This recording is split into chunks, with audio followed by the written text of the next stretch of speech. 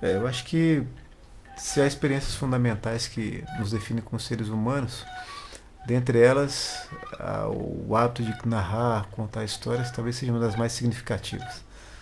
Porque é justamente nesse ato de contar algo ou contar sobre algo que cada um de nós revela aquilo que pensa do mundo e tenta entender o mundo no qual vive.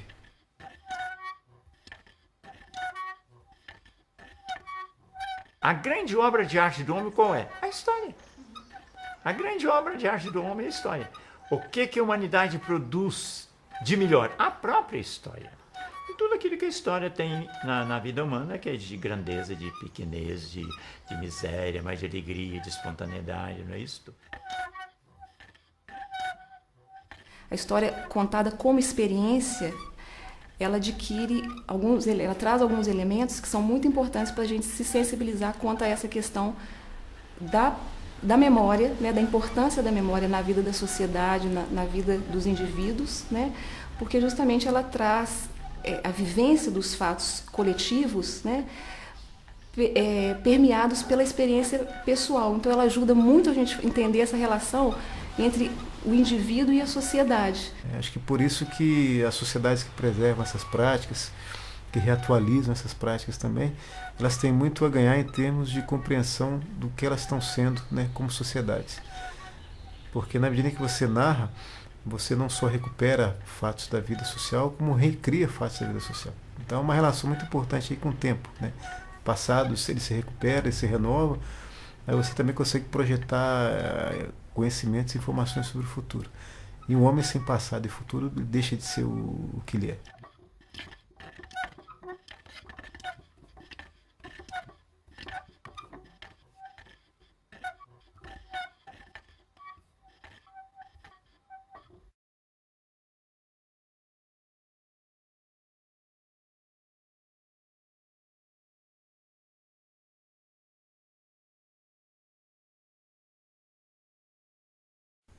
Eu acho que a contação de histórias chegou na minha vida através da literatura.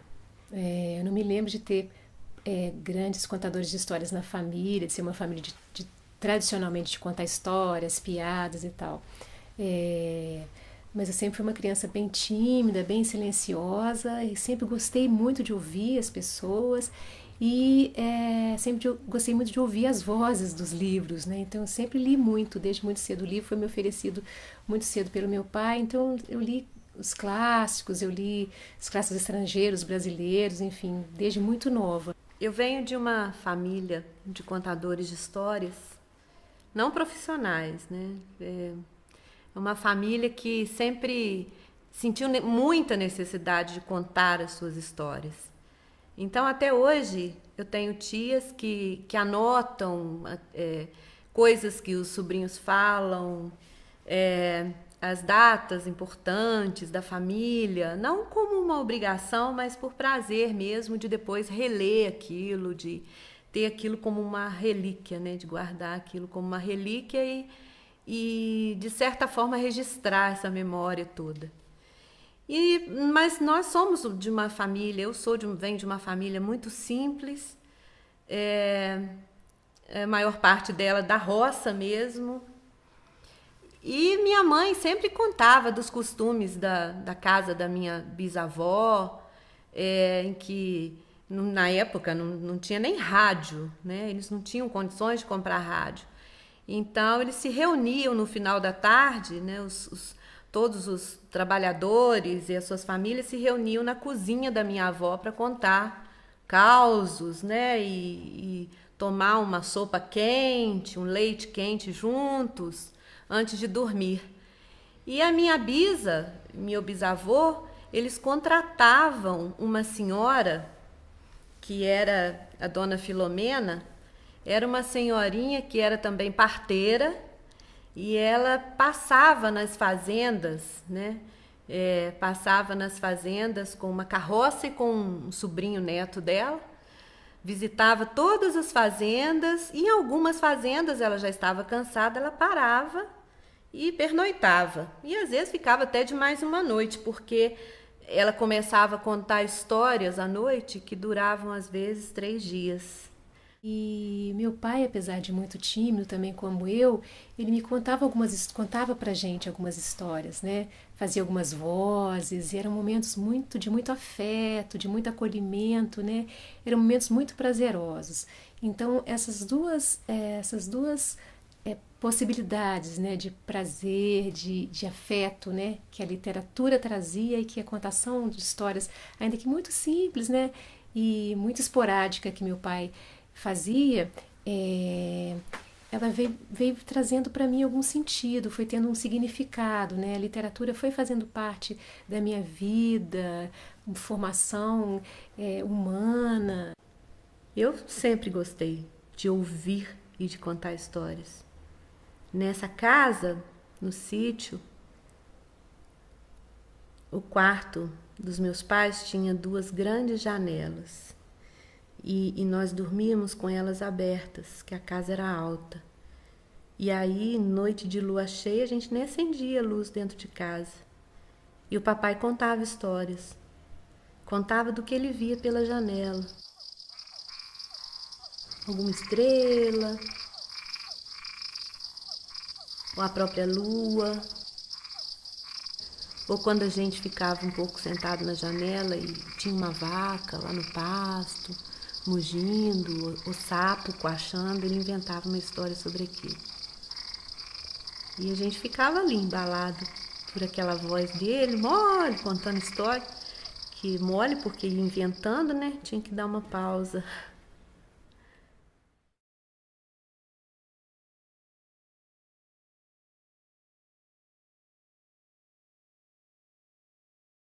De repente você dormiu, você começou a sonhar, você estava sonhando uma coisa esquisita. O que você estava sonhando, Jorginho, essa noite?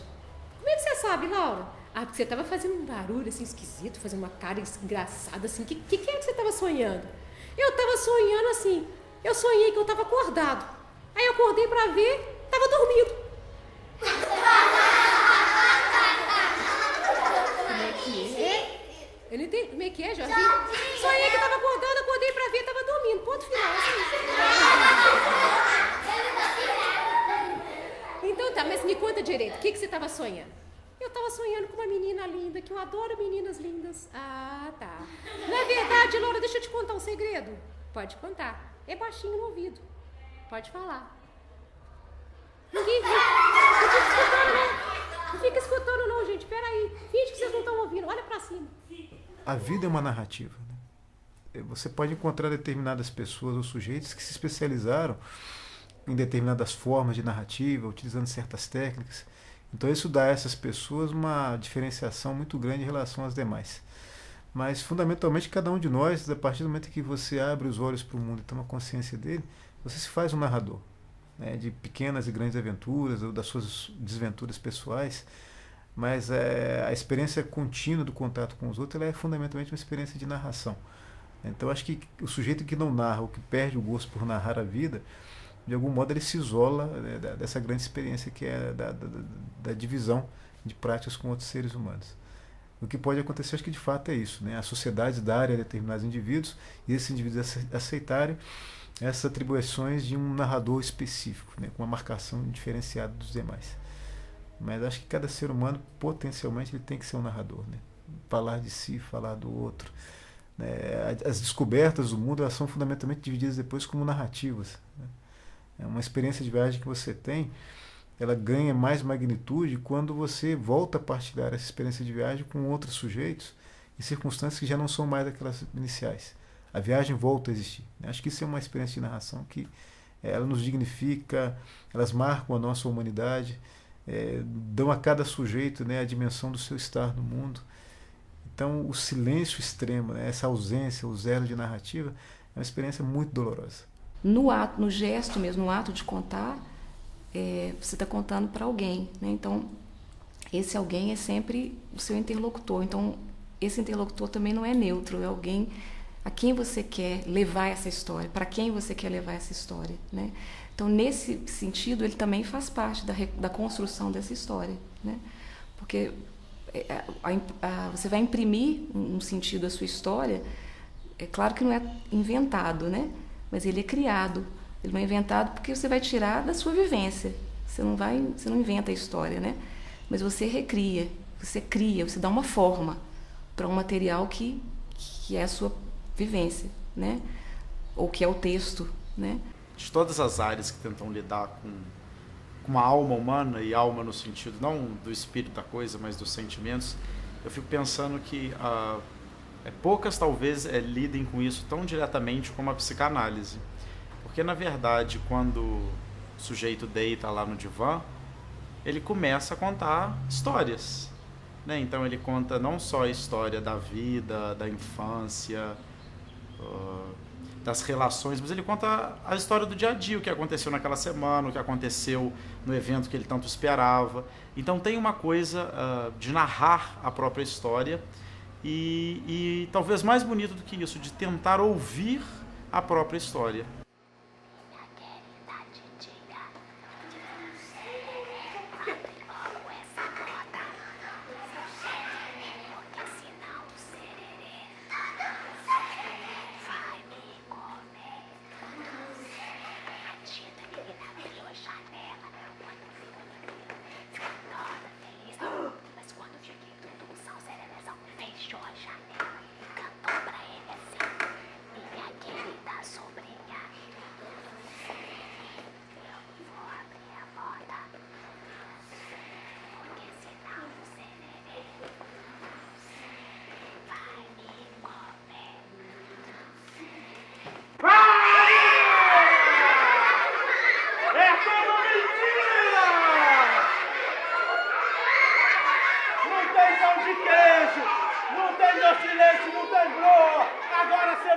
Ele pegou a menina pelos cabelos e foi arrastando a menina pela estrada e levou ela de novo para o meio da praça e deixou ela lá no chão e falou: agora você não me escapa.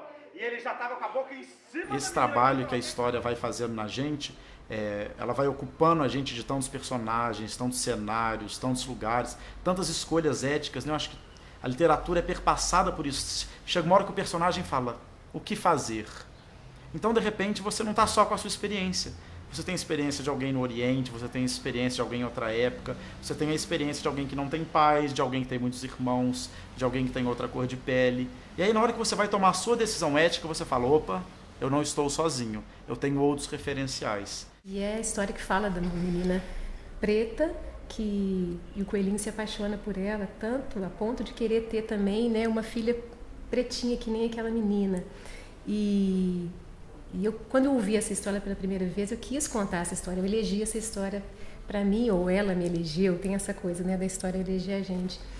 E aí eu gosto muito de lembrar disso mesmo, assim, que essa história me escolheu porque eu fui essa menina pretinha também da história, eu passei por essa experiência da menina, né, quando eu era pequena, em Barbacena.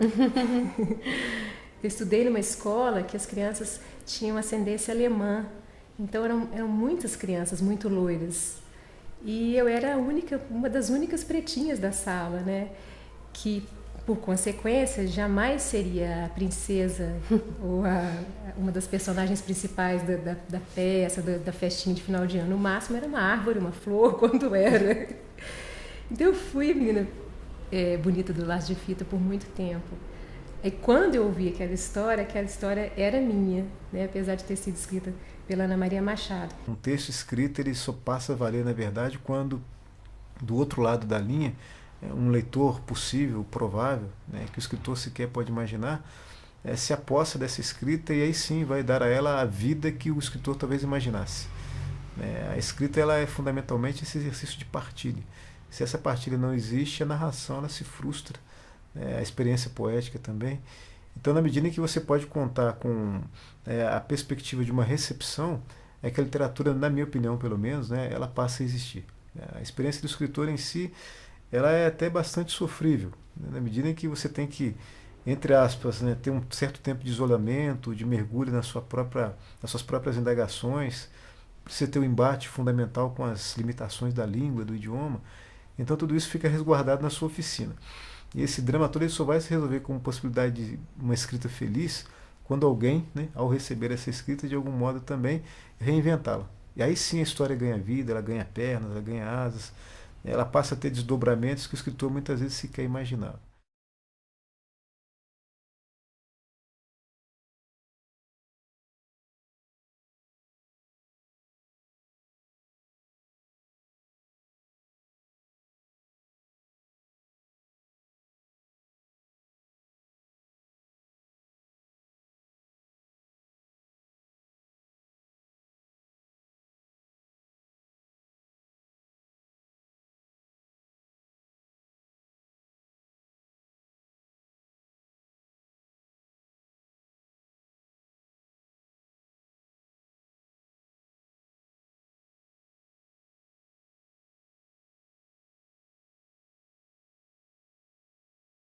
Mais do que conhecer coisas prontas, é produzir coisas novas.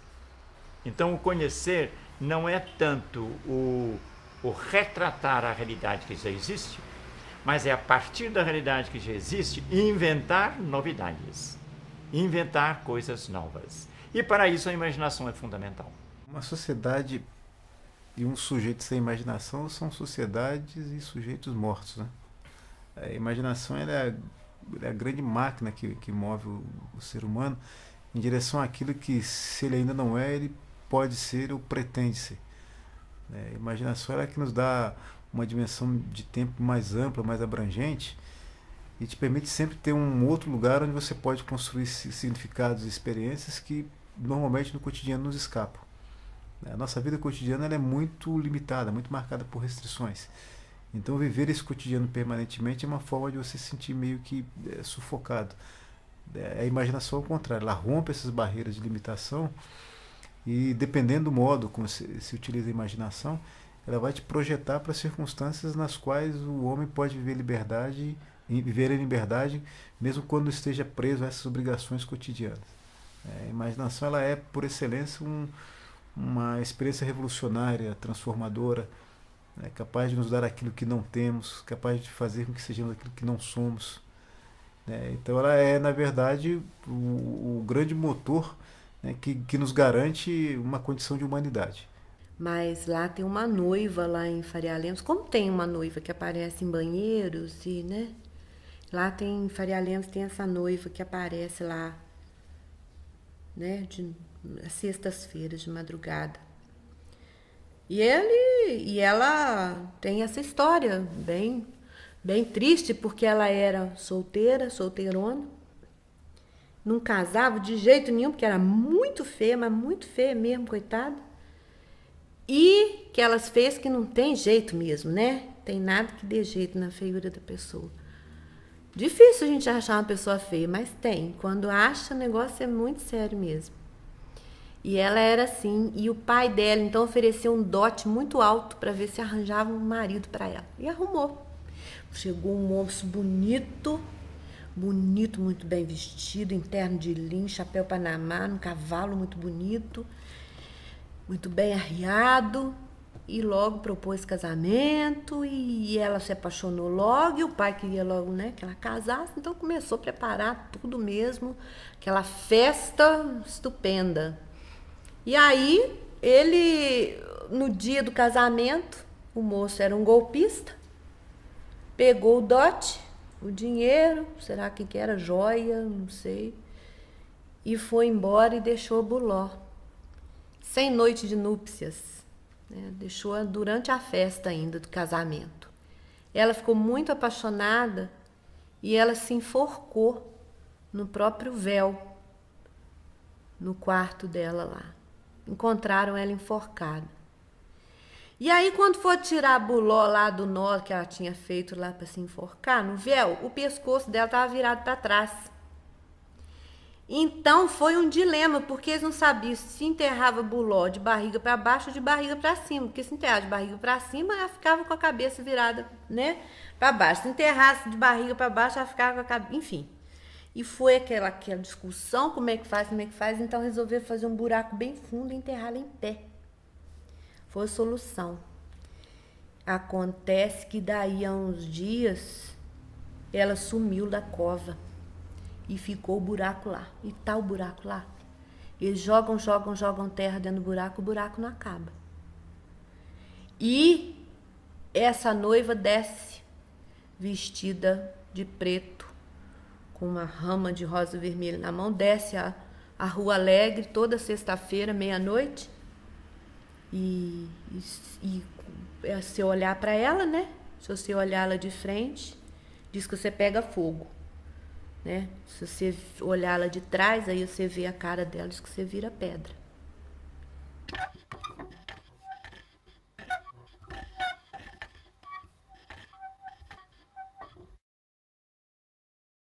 Nesse momento que a gente transmite uma história, né? Essa história está sendo transmitida. É a história do indivíduo que conta, ou então é um texto, né? Contado por um indivíduo, né? Mas nesse gesto, esse indivíduo está levando, né? Um conteúdo que é social, e ele está fazendo um gesto que é o gesto da transmissão cultural, né? Dessa necessidade fundamental, né? De transmitir legados, de transmitir conteúdos para outros grupos ou para outras gerações, né? E isso é um exercício fundamental para quem recebe e também para quem conta, né? Porque é um exercício que humaniza. Contar história ainda é a melhor maneira de filosofar. A gente esquece que a nossa cultura está baseada, sem dúvida, na filosofia grega, mas está baseada antes na literatura grega, que foi sempre contação de história. Olha Ulisses, não é isto? Homero com as suas obras. E depois a vertente cristã, que é a Bíblia. A Bíblia, o que é senão uma grande história que é contada, recontada, reinterpretada, e tudo aquilo que o mundo judeu criou, ele criou em vista de inserção numa memória que se tornava, que é fecunda, o ventre da fecundidade, que fez com que o povo hebreu pudesse continuamente voltar a Moisés, voltar a Abraão. Mas esse voltar não é voltar a um passado morto, é voltar a um presente que está morrendo e que a gente precisa revigorar. Tá entendendo? Então eu vejo nesse sentido a importância de, nesse mundo em que a contação de história vai diminuindo, nós multiplicarmos as possibilidades de despertar essa possibilidade de contar história.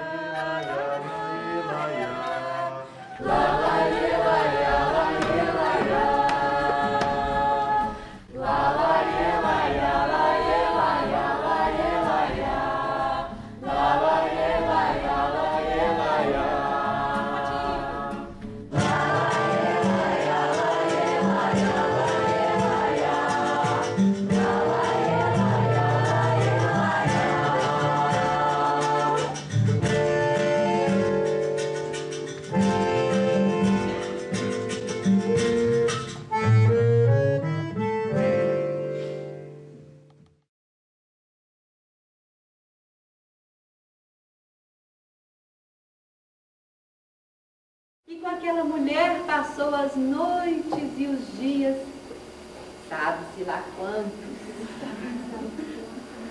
Até que um vendaval o arrancou de lá e o trouxe de volta à sala, onde o amigo ainda estava plantado em frente ao quadro.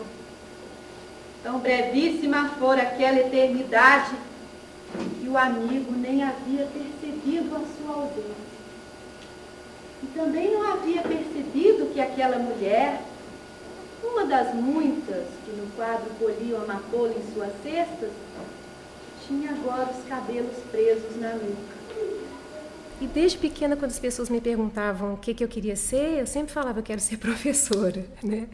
Sempre quis ser professora.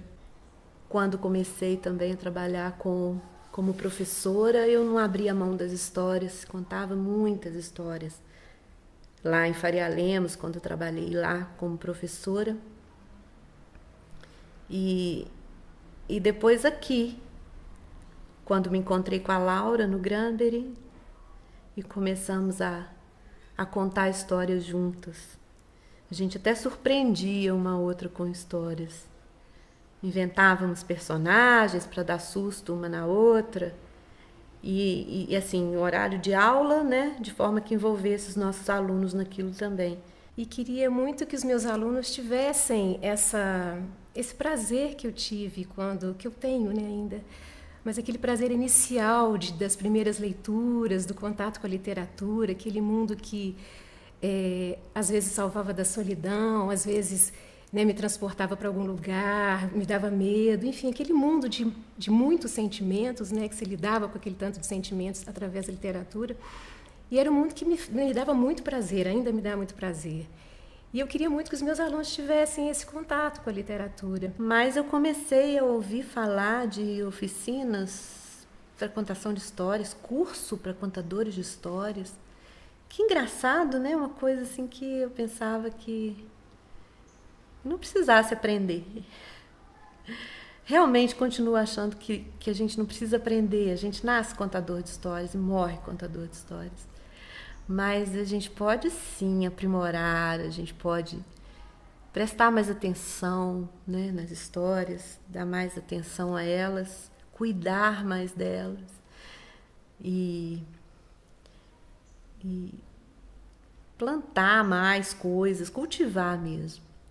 O primeiro contato que eu tive com uma oficina de contadores de histórias foi através do Fernando Lebes. Ele foi meu primeiro professor e é uma figura muito interessante, né? Um homem que agora já não está mais aqui. Ele era um homem muito magro, com o cabelo comprido, de rabo de cavalo, assim. Ele sentou na mesa, foi a primeira coisa que ele fez na oficina. Ele sentou na mesa, acendeu um cigarrão, assim, e começou a contar um mito. E foi uma história tão bonita, foi um momento tão mágico, assim. E todas as pessoas que estavam na oficina, nós nos transportamos junto com ele para um determinado lugar, assim, que não era aqui nem era ali, era um lugar, era um entre-lugar, né, onde ficamos todos ali sentindo aqueles cheiros todos da história, sentindo aquelas emoções todas que a voz dele, só a voz dele e ele, né, traziam para todos nós ali. E quando ele terminou foi um silêncio profundo, né, foi aquela coisa de nossa, até a respiração chegar no lugar, né, que coisa bonita, que lugar que a gente esteve juntos, né. Eu contei a minha história também enquanto ele estava contando. Cada um de nós teve essa possibilidade de contar a sua própria história também junto ali. E aí eu falei, puxa, eu quero tanto ser assim, que eu quero ser isso aí. Eu quero ficar mais nesse lugar que eu fui, eu quero saber fazer isso. E Laura ficou um tempo fora do Granbury e criou um projeto de contação de histórias, né? Em que ela percorria várias histórias das várias escolas da zona rural, contando histórias junto com uma outra companheira que era bonequeira também, uma história linda. E elas percorriam essas escolas, e o Granbury ouviu falar desse trabalho, né, que era feito pela rede municipal, e trouxe a Laura de volta para trabalhar na biblioteca do Granbury. Eu fiz algumas coisas que não tinha nada a ver com biblioteca ali. Eu coloquei violão, planta, que não pode ter em biblioteca. Coloquei as estantes dispostas de uma maneira que, enfim, que talvez não fosse tão prática, mas que ficasse bonito. Enfim, coloquei quadros. A biblioteca virou um ponto de encontro, né? Era um lugar onde todo mundo queria ir. Tinha sempre um violão sendo tocado. Na época, até a Laura fala que foi um erro dela, por intuição, né? Tinha flor na biblioteca, janelas abertas, né? Aquela coisa gostosa. E daí a Laura começou a formar os grupos de contadores de histórias, as oficinas, ela criou as oficinas de contadores de histórias, começou a convidar alunos para fazerem parte desse grupo. E isso começou a tomar uma dimensão muito grande. Laura já não dava conta assim, da quantidade de turmas, porque ela teve que começar a trabalhar por idades, enfim, por séries. E durante muito tempo ela trabalhou sozinha, muitos anos. Até que um dia ela me fez essa proposta. Leila, precisando tanto de alguém para trabalhar comigo, nos contadores, e eu dava aula lá, continuei na educação infantil. Você não quer fazer um meio horário comigo lá, pegar algumas turmas? Falei, quero, claro que eu quero. Aí comecei a trabalhar lá na educação infantil e meio horário com Laura. E isso foi crescendo, crescendo, até que um dia não deu mais para eu ficar lá na educação infantil. Para mim foi uma das decisões mais difíceis que eu tomei na minha vida, porque eram duas coisas que eu amava, mas eu tive que tomar essa decisão. E aí fiquei só com os contadores de histórias, horário integral.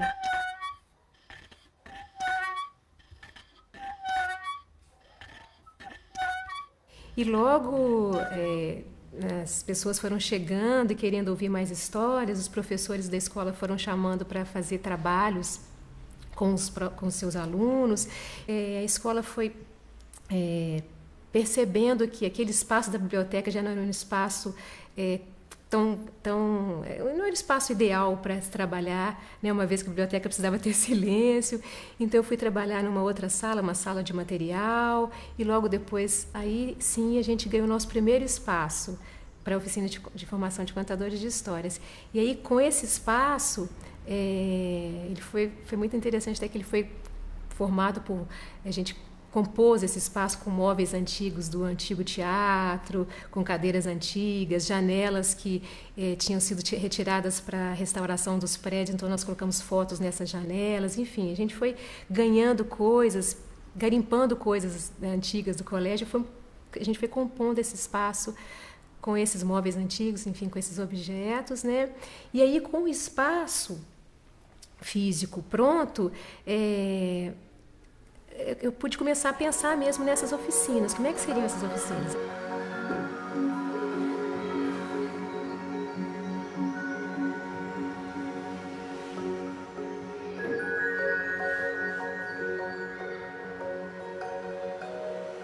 Nessa sala aqui é onde acontecem as oficinas mesmo. Diariamente a gente recebe os alunos aqui e as oficinas, elas basicamente, como elas têm o objetivo de formar leitores, então, basicamente, o que acontece aqui é muita leitura. Nós lemos muito, contamos muitas histórias e complementamos esse trabalho com exercícios corporais, vocais. Então, a gente tem alguns objetos, alguns elementos aqui para a gente poder exercitar isso, o ato de contar histórias.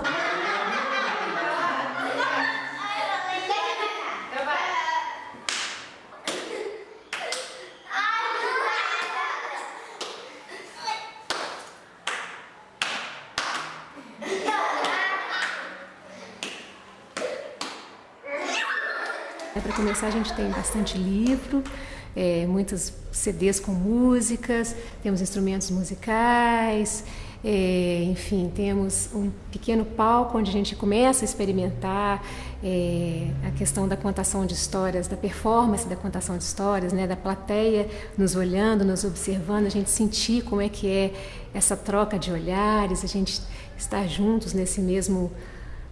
juntos com a plateia nesse mesmo lugar. Estou arrumado para pedir a mão dela e meu pai já tinha se casado com ela. Nossa! Que situação, hein? Aqui, ó, quanto mais simples, mais bonito. A gente está numa contação de histórias, né? Não só abaixar a cabeça, não. Não precisa abaixar a cabeça. Sabe por quê? A gente está no meio da apresentação. Não dá para abaixar. Não dá pra gente desmontar e virar princesa e fazer uma coisa assim, não. A gente também não precisa fazer só isso, né? A gente pode fazer assim.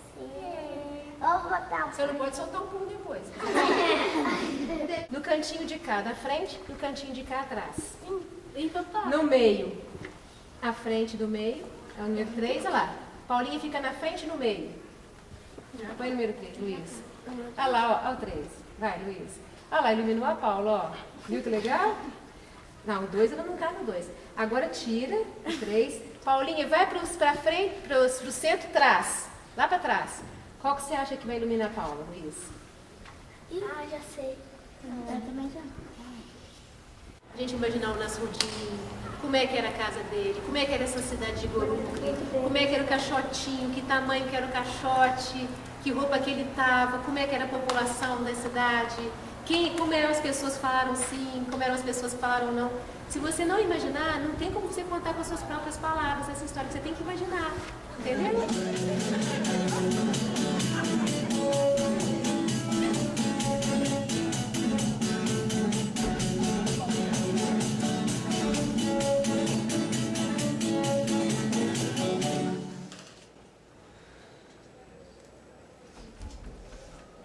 fez 2 trafeunos, Mirmim e Gicitar. Os 2 trafeunos exploravam longe das Verlon. O mastro, porém, um dos trafeunos, o Mirmim, feunou que ramaria risar e arar uma perlon. O Gicitar regou muito. Ele rubia que o Mirimi não risaria mais de perlonga. O Gicitar feunou, regou, mas nada. O Mirimi estava leroado, feunou que ramaria risar e arar uma perlonga. O mastro do Fabeti, o Mirimi risou muito lento. O mastro do Fabeti prosseguiu o Gicitar e os 2 risaram até ali. O Gicitar não ramaria clenar Mirimi.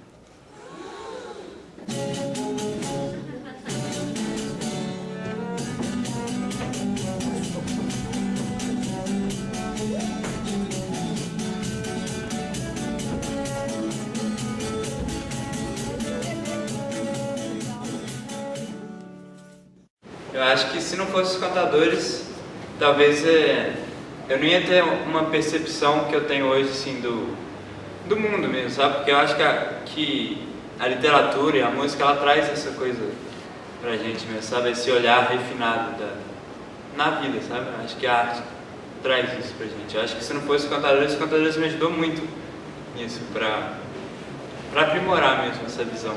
Acho que se não fosse os contadores, eu não ia ter essa coisa especial que a gente tem.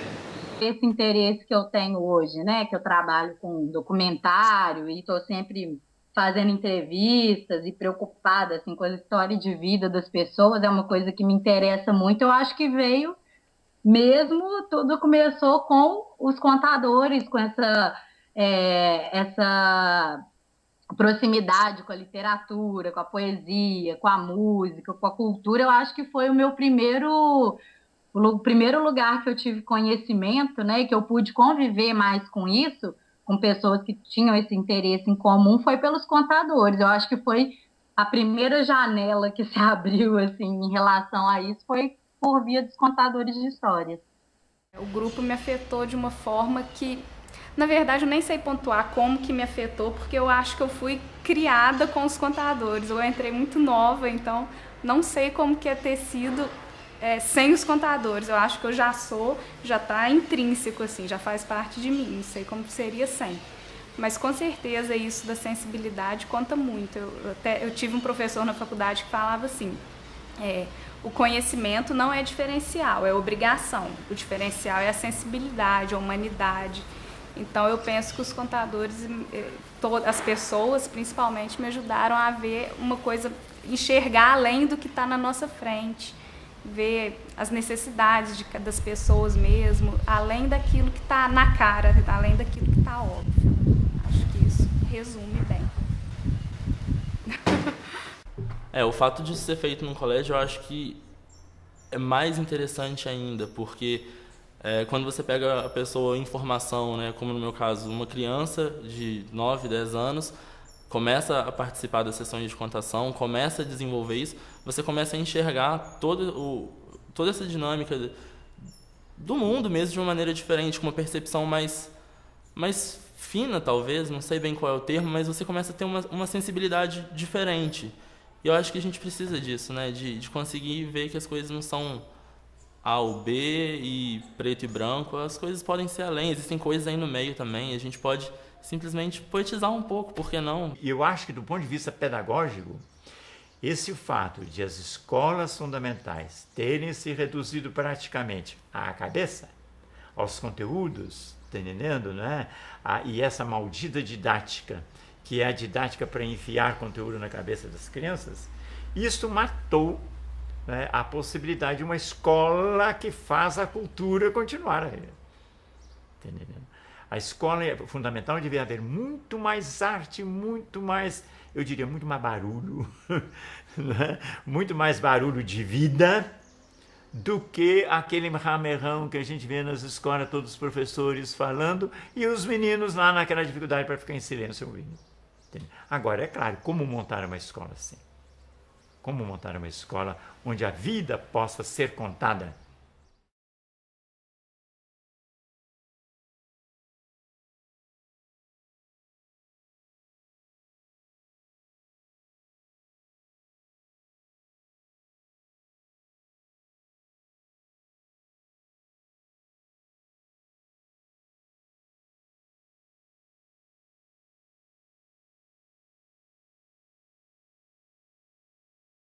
O trabalho que vocês fazem é de extrema riqueza, e essa riqueza tem diversas faces. Riqueza nos detalhes, que a gente já pôde, na apresentação que eu assisti, eu pude constatar. Riqueza nos figurinos, né? E aí, além de riqueza, a criatividade é absurda, porque nunca tem muita verba, né, professora? Mas os figurinos saem assim. A riqueza dos cenários, né, das luzes, dos sons, a riqueza das vozes, isso foi assim, marcante para mim, né? A capacidade que vocês têm de brincar com a voz, né? Com a tonalidade e com a expressão vocal, isso marcou bastante. A riqueza dos textos, pelo menos na apresentação do ano passado, me emocionou muito, né? Acho que vocês foram muito felizes. A riqueza das ideias, com certeza da dedicação, da criatividade, creio que da responsabilidade também, dos talentos aqui representados, né? Da entrega. Meu desejo é que vocês continuem, né? Fortalecidos nessa caminhada e nos encantando com essa arte de interpretar e sempre sob a batuta da maestria. Professora, parabéns a vocês, viu?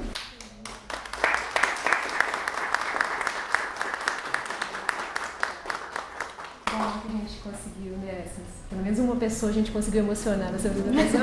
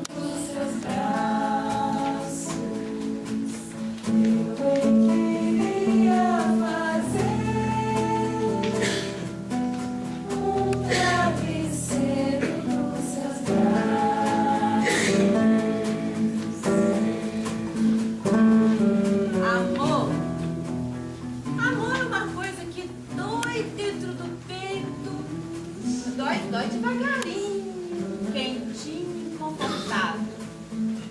É a mão que vem da cama vizinha à noite e segura na sua adormecida.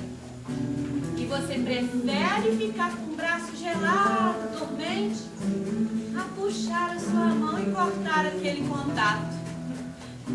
Tão precioso ele é.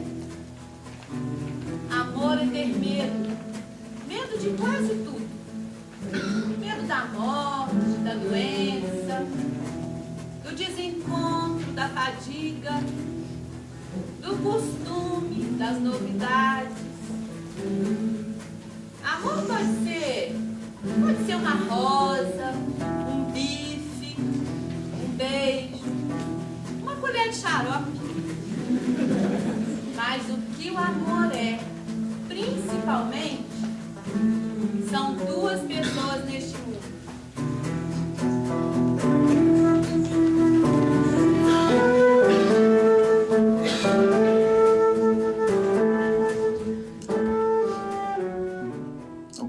Espera só para eu formular ela bonitinha na minha cabeça.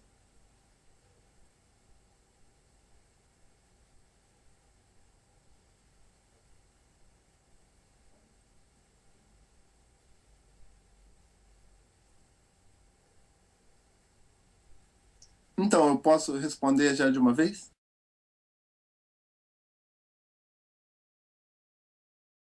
Toda criança, todo adolescente, ele se sente um pouco diferente, apesar de ser todo mundo meio igual, a gente acha que com a gente é diferente.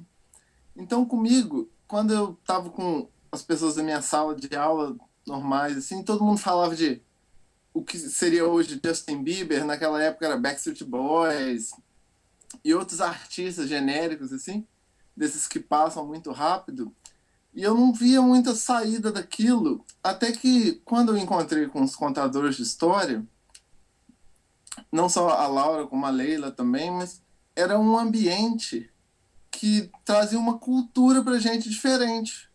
Então, eu lembro que uma coisa que me marcou muito foi quando eu já estava assim, com 14 para 15, que a Laura trouxe alguns textos do Eduardo Galeano, do Livro dos Abraços, e eu fiquei apaixonado, falei assim, nossa, existe vida além da TV, né? Além do mainstream, da Globo.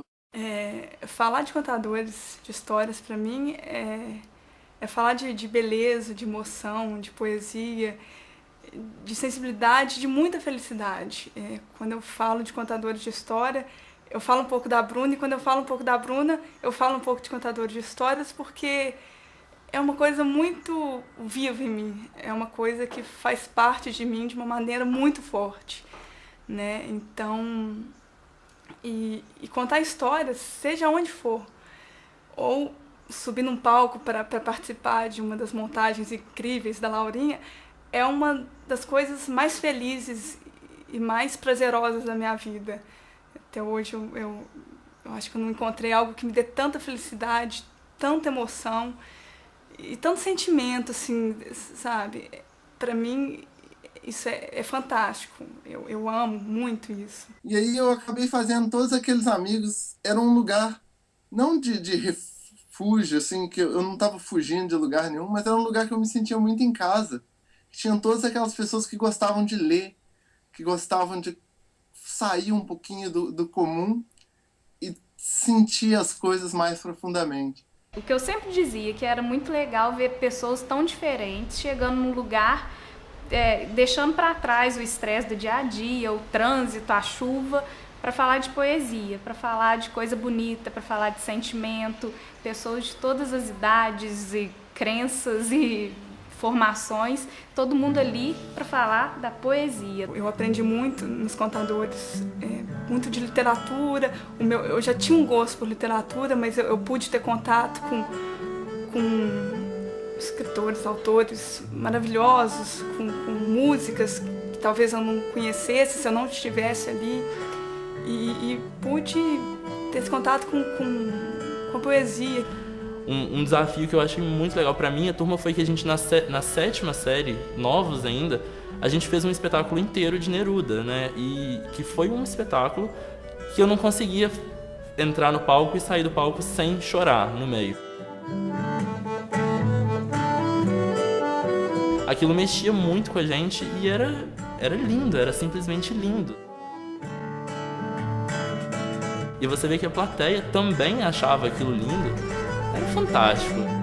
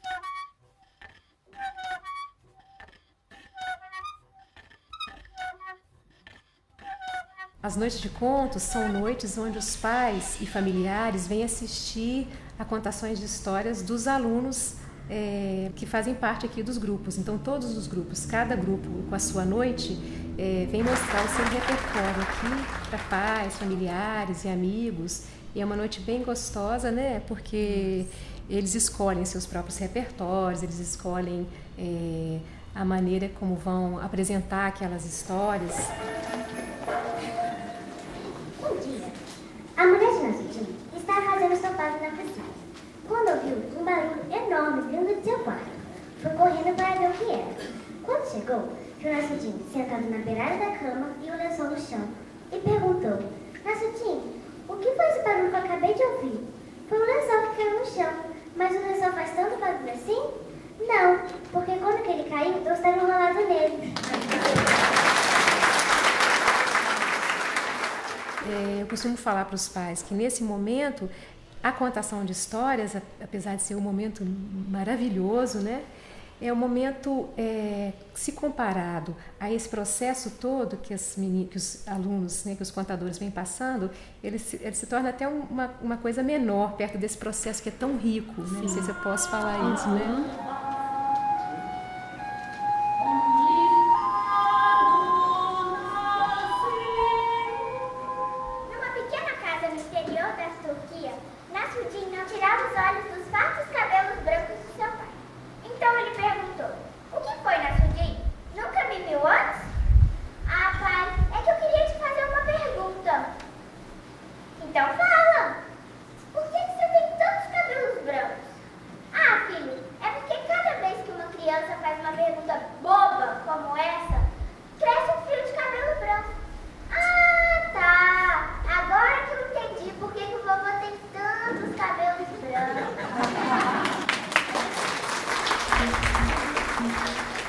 Várias coisas nas oficinas que eram bem interessantes. A primeira delas, que eu gosto muito, tenho certeza que continua dessa maneira, é que a gente, desde pequeno, tanto a escolha dos textos quanto a divisão dos textos era um processo extremamente democrático. Assim. A Laura sempre fazia, né, uma peneirada, trazia algumas opções e a gente discutia, a gente tinha o direito, mesmo com 8, 9 anos, de falar, eu gostei desse, eu quero contar esse texto e eu quero falar essa parte, e a gente conseguia se organizar. Essa possibilidade de você, tão novo assim, poder dar sua opinião e contribuir mesmo para uma coisa que você quer, é muito legal. E isso é uma coisa que eu carrego bastante. Assim, acho que eu comecei a aprender a valorizar esse espaço naquele momento. Assim.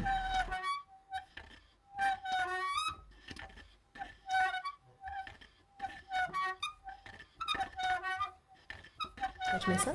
Claro. Então, o Festival Pirlim Pim Pim é um festival que acontece aqui já há 16 anos e ele tem como objetivo, além de, mais uma vez aqui dentro desse projeto, né, levar a literatura juvenil, infanto-juvenil para os alunos do Granbury, ele tem também o objetivo de se contar uma história e essa história ser trocada por um brinquedo. Então funciona mais ou menos assim, né? Um dos grupos de contadores de histórias, geralmente formado por alunos entre 11, 12, 13 anos, 6ª, 7ª, 8ª séries, nós montamos um espetáculo de contação de histórias, uma sessão de contação de histórias, que é realizada na escola para várias turmas. A gente tem um espaço aqui que comporta mais ou menos em torno de umas 300 pessoas. Aí nós fazemos escalas, né? Essas crianças vêm assistir a contação de histórias e, como ingresso, elas trazem um brinquedo em bom estado de conservação que nós recolhemos durante esse período. Geralmente o festival dura mais ou menos uma semana, assim, todos os dias. Além disso, várias crianças de outras escolas da rede pública da cidade vêm assistir também. É uma troca de histórias, né, uma doação de brinquedos. E o que acontece? Os contadores vêm aqui para salas e esses brinquedos ficam aqui, eles vêm aqui para essa sala dos contadores de histórias. E cada turma que vem, eles doam um dia da oficina deles para arrumar esses brinquedos, organizar esses brinquedos, né? Então eles separam carrinhos, bonecas, bichos de pelúcia, jogos, vão separando aqueles brinquedos, né? E aí fazemos as contagens, embalamos, fazemos kits e esses brinquedos vão para alguma instituição ligada à criança carente. E quando a gente vai entregar esses kits, em alguns momentos a gente vai também entregar os kits junto com uma história, uma contação de histórias.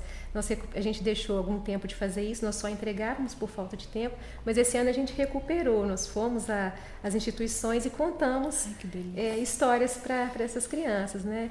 Então é um movimento muito interessante, né? Você troca um brinquedo por história, o próprio brinquedo traz uma história que depois inspira a gente a contar mais história para essas crianças que vão receber. É um momento muito interessante. Até hoje, assim, centenas de crianças já ouviram histórias do Festival Pirlim Pim Pim, né? Muitas escolas, outras escolas já vieram aqui, já conheceram o trabalho, já ouviram também histórias. Muitos brinquedos já foram doados, né? Na verdade, são 16 anos, né? Então, é um projeto que já tem uma história aí. Bem boa.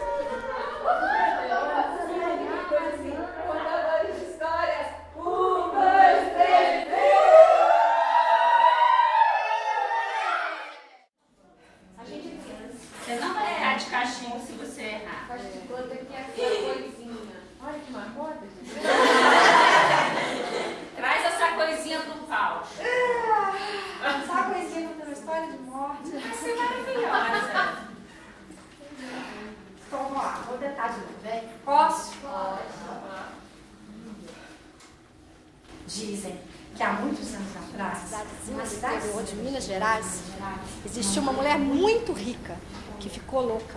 Queria se tornar imortal. E a mulher tanto rogou a Deus, tanto fez promessa para todos os santos que conhecia, que seu desejo foi atendido. Uma noite acordou sobressaltada com uma luz que vinha lá do céu. E um dos desdobramentos desse trabalho é um curso de extensão para a formação de contadores de histórias para professores. Cezinho, tô descendo, peraí, eu tô conseguindo, o que tá acontecendo? Vai, desce, menino, desce, que a mãe vai pegar nós. Tá na hora da lição. Ué, mas eu não tô conseguindo, dá licença, você tá muito mole. Diziam os meninos desesperados em cima do pé de Pedro, e nenhum deles conseguia descer. E Dona Miséria, lá debaixo ali. Vocês querem descer? Eu esqueci de falar pra vocês, só pode descer até que eu querer. E agora eu não quero, não, foi embora. Dona Miséria não faz isso não. A mãe vai pegar a gente, Dona Miséria, na hora da lição. Ah, vocês querem descer? Ah, tá. Ó, só se vocês fizerem um acordo comigo. Eu deixo crescer, se vocês nunca mais subirem no meu pé de filha. Os meninos achavam que era a diversão do dia. Subir no pé de Pedro da Miséria. E se eu perder isso pra sempre? Ah, Dona Miséria, isso aí já é um problema. Ah, não! Então eu vou me deitar porque eu tô na Dona Miséria, os meninos desesperados. Acho que a oficina já formou centenas, né? Já. De professores, centenas de pessoas. Na verdade, a palavra formar é meio que não combina muito, né? Não é muito pertinente mesmo. Na verdade, é meio que deformar, né? Que é tirar da forma mesmo. É tirar da forma, né? Assim, é tentar fazer com que cada um dê a sua própria forma, né? Cada um tenha a sua própria maneira de contar, de descobrir a história mesmo, né? Em si. Um outro trabalho também que surgiu dessa vontade de mostrar os repertórios já amadurecidos e muito queridos já pelos alunos é o trabalho com a equipe sênior que existe até hoje. Trazem uma roupa de malha por baixo. Naqueles voluptuosos tempos não havia nem maiôs e nem biquínis. Sim, mas toda a deliciante angústia dos meus olhos virgens segredava-me sempre. Quem sabe? Viajantes ficam nas pessoas. E pessoas que ficam no viajante têm chegado e trago o desejo de cuidar da partida. Tem um monte de tudo alavrado lá assim.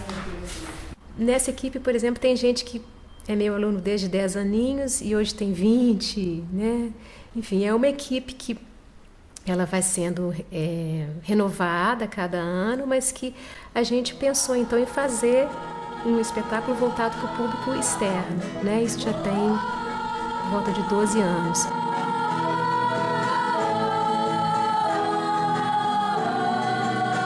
O motorista ergueu por você, né? Brilhou o olhar.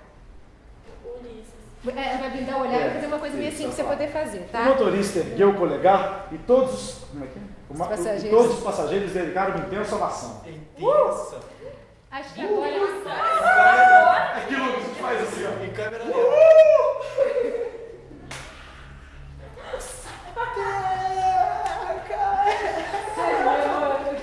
Eu não consigo brincar tanto com vocês. Você é legal com câmera lenta. Tô falando sério, essas ideias de vocês são muito boas. Nessa hora, ela vai brindar, ele vai olhar, ele vai olhar. E aí, quando tiver essa ovação, eu acho que você deve fazer uma coisa meio assim mesmo. Tipo um gol comemorando. Acho mesmo, vai mesmo.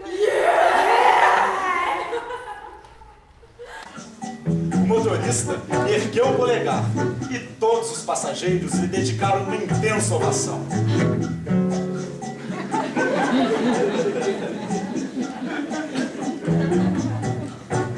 Mas quando o motorista entrou na sorveteria, produziu-se uma certa inquietação generalizada.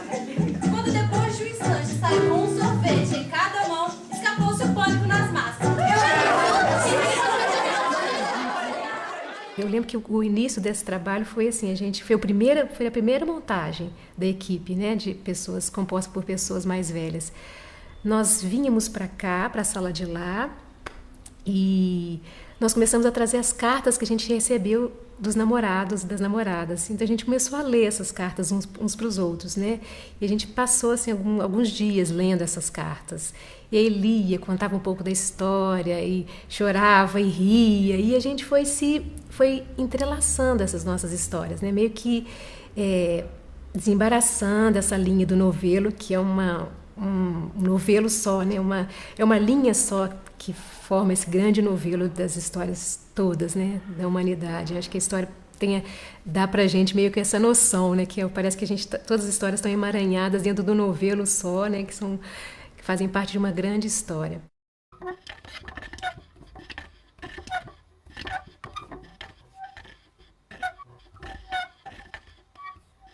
Então, essa coisa de ter esse tempo para poder ler as cartas de amor, para poder conversar sobre as suas próprias histórias, nesse momento agora tá meio esquecido. E como é que a gente compensa isso, né? É muito engraçado, porque a gente sente essa necessidade de se encontrar. Ai, cadê o tempo para ler as cartas de amor? Cadê o tempo para poder conversar e tal? E aí a gente começa a ligar um para o outro, mandar bilhetinho.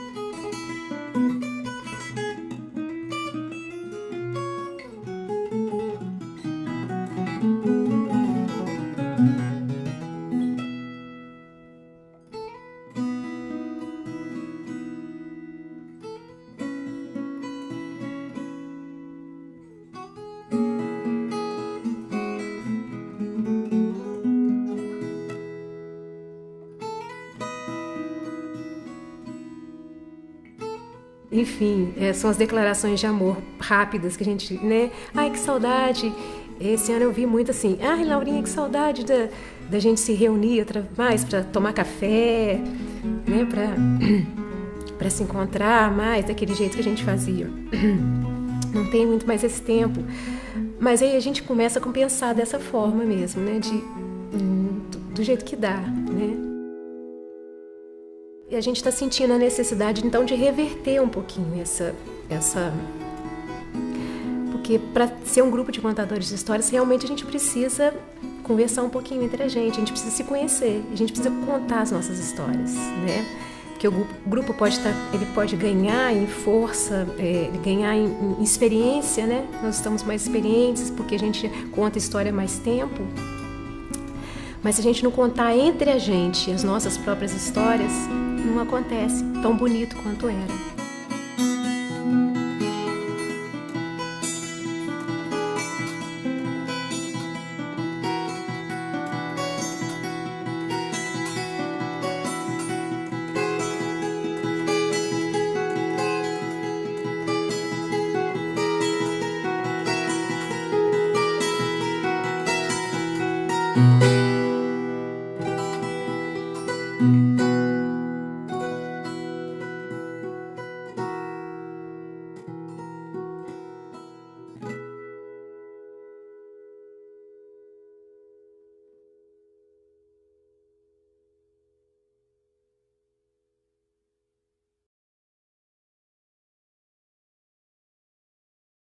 É fundamental que se valorize cada vez mais, em tempos de comunicação em alta velocidade, de comunicação em redes cada vez mais expandidas, que se valorize as narrativas locais e os narradores locais.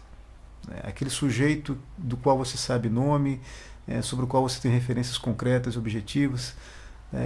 Em sociedades como a brasileira, sociedades como as da América Latina, ainda tem esses narradores, né, entre aspas, que se chama de tradicionais, que são sujeitos críticos, né, são molas de pensamento de comunidades locais que correm sérios riscos de serem atropeladas pelos processos acelerados, né, das novas mídias.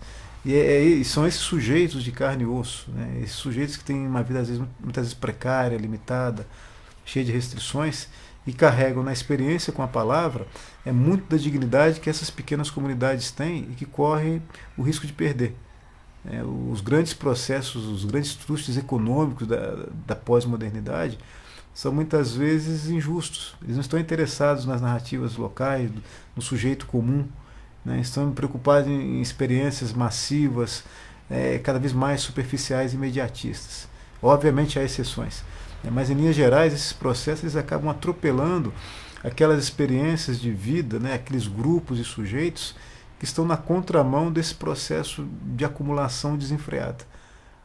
Muito particularmente num país como o Brasil, em que você tem ainda muitas comunidades ou microcomunidades de áreas rurais e periféricas, esses sujeitos, esses narradores, eles são um repositório de um determinado modelo de vida que ainda nos leva a pensar sobre dignidade, respeito, vontade de partilha, nos levam a pensar sobre uma dimensão do tempo em que ele não é um material a mais de lucro e de benefício. O tempo é o lugar de estar do homem, o tempo é para o homem existir. Então são valores que, se você pega em termos genéricos, eles não contam muito hoje para as chamadas grandes sociedades. Entretanto, as pessoas que estão lá mantendo e utilizando esses valores, eles têm uma riqueza de vida e de experiência enorme e que não se pode menosprezar. São ao contrário, são sujeitos e comunidades que nos permitem, inclusive, dar passos que damos hoje como sociedades modernas ou pós-modernas. O gesto, o ato de narrar, ele tem na memória um instrumento importantíssimo, que é a memória é esse instrumento que liga o presente ao passado, que faz essa busca no passado de conteúdos que ajudem a gente a fazer essa construção da narrativa, que é uma construção de identidade. Então a memória ela enche a nossa vida de conteúdo social, de conteúdo coletivo, e sentir esse preenchimento é algo que a gente quer transmitir, porque nessa transmissão tem valores, tem ideias, tem uma série de coisas que são coisas que humanizam e que nesse sentido são importantíssimas de transmitir, para aqueles que vão receber, mas também para quem está transmitindo, porque é isso que faz a gente se sentir humano, É essa construção coletiva, que não é só feita disso, mas também é feita desse gesto de contar a experiência, de transmitir um legado cultural, um legado social, um legado humano. No fundo, o que é viver? Viver é relacionar-se. É isto. E, na realidade, quem sabe contar uma história sabe inventar caminhos para se relacionar bem. Sempre trabalhei em sala de aula durante 17 anos. Trabalhei aqui uns 13 anos, eu creio, com contadores de histórias no Granbury, com Laura, que foi assim, a época mais deliciosa da minha vida. E eu creio, e quando fui trabalhar com essa minha atividade atual, eu fiquei, meu Deus, como é que eu vou viver sem isso, sem a contação de histórias. Mas em todo lugar que a gente vai, a gente conta, não tem como, a gente não sobrevive sem isso, Você fala do seu dia, você fala do seu próprio trabalho, você fala, e a forma como você vai falar é que é especial mesmo, Nós falamos das nossas histórias aqui, Eu contei um pouquinho da minha, a Leila contou um pouquinho da dela, e como que as nossas histórias são tão distintas, Como que, no caso da Leila, que veio de uma família de contadores de histórias, que é uma pessoa que eu parei para ouvir as histórias dela e já emocionei, chorei várias vezes, enfim, como que essas histórias, como que você conta bonito? Bobinha. Como que é bom te ouvir. Mas não sei se era bom assim antes também do conviver com você, não. É sempre bom. Eu aprendi muita coisa, pelo amor de Deus. É muito lindo ouvir. E aí é muito bom porque assim, foi a Leila que me falou que eu também podia contar, Você que me deu essa força, assim, nossa, porque para mim contar histórias era isso que eu contei para vocês, É meio que eu sabia contar essas histórias dos livros, Porque eu achava que as histórias na minha vida não tinham graça, não tinham muita importância.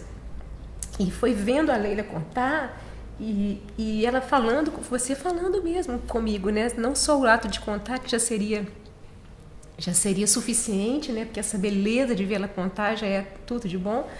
Mas a Leila me falou, não, você também tem uma história para contar, né? Sua vida também é uma história, a vida de todo mundo é uma história muito legal, né? Então ter essa como é que fala? Seu carimbo ali, né? Vai lá, Laura, conta também, né, a história. E é muito legal quando a gente começou a fazer as nossas oficinas e a programar as nossas oficinas, que a gente começou mesmo a ver essas diferenças, né?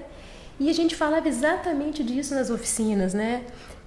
Porque as pessoas falavam assim, mas como que a gente vai contar história igual a vocês? A gente nunca vai contar, né, história igual a vocês, a gente nunca vai chegar aí, mas não vai contar mesmo, porque ninguém vai chegar, ninguém vai contar igual ao outro, né? E o importante foi isso, que é assim, uma importância imprescindível na minha vida, que você que me falou isso, né? Assim, cada um acha o seu jeito de contar histórias, né? Você não veio dessa família que contou histórias, mas você veio de uma família, né, que lia muito. Então, essa é a sua história de contador de histórias. E aí eu fui buscar lá dentro, quando eu estou no palco, é essa Laura que não ouviu histórias, mas que leu muitas histórias, que conta. É essa Laura que aparece, não tem outro jeito.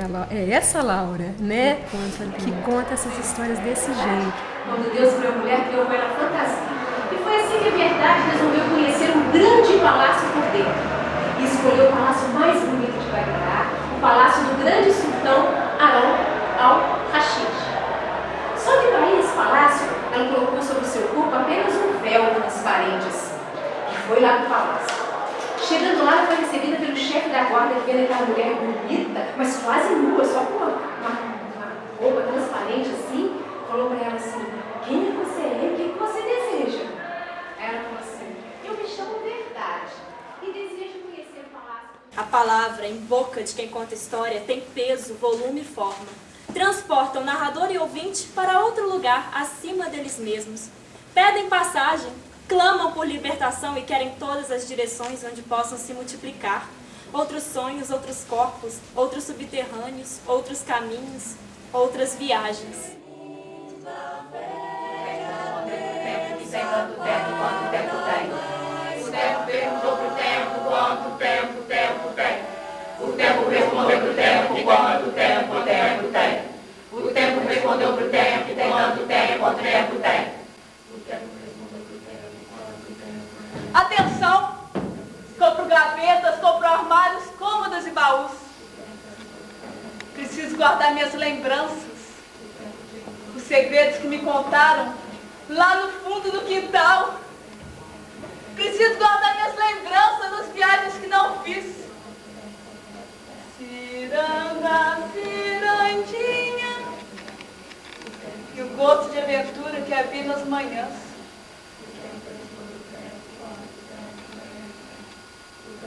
Preciso guardar meus talismãs.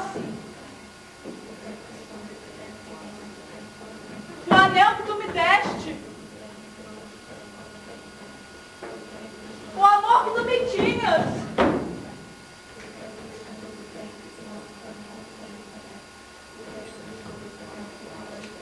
E as histórias que vivi. O tempo respondeu pro tempo quanto tempo tem. O tempo respondeu pro tempo quanto tempo tem. O tempo perguntou pro tempo quanto tempo tem. O tempo respondeu pro tempo que tem quanto tempo tem.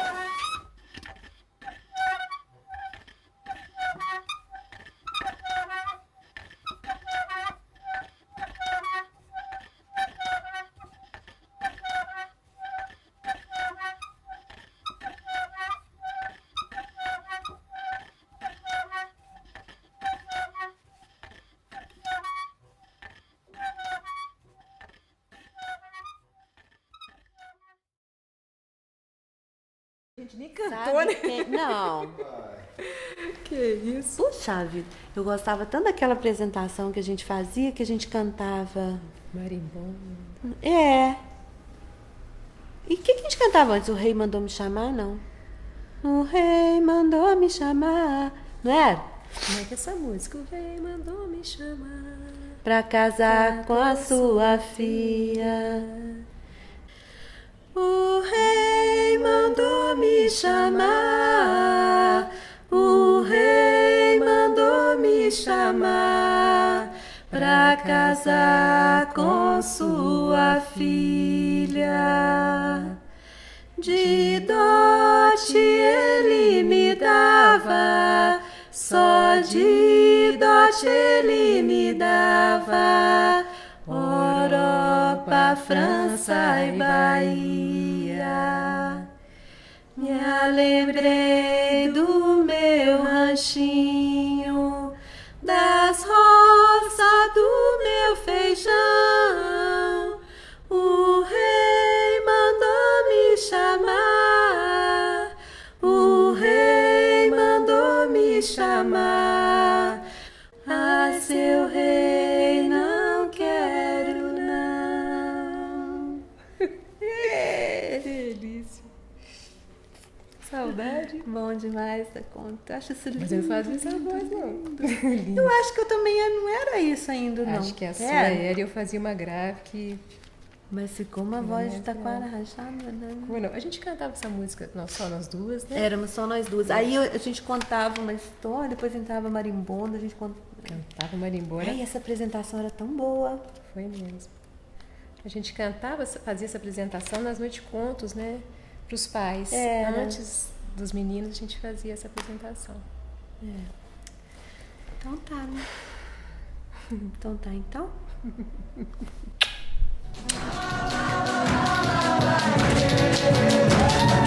La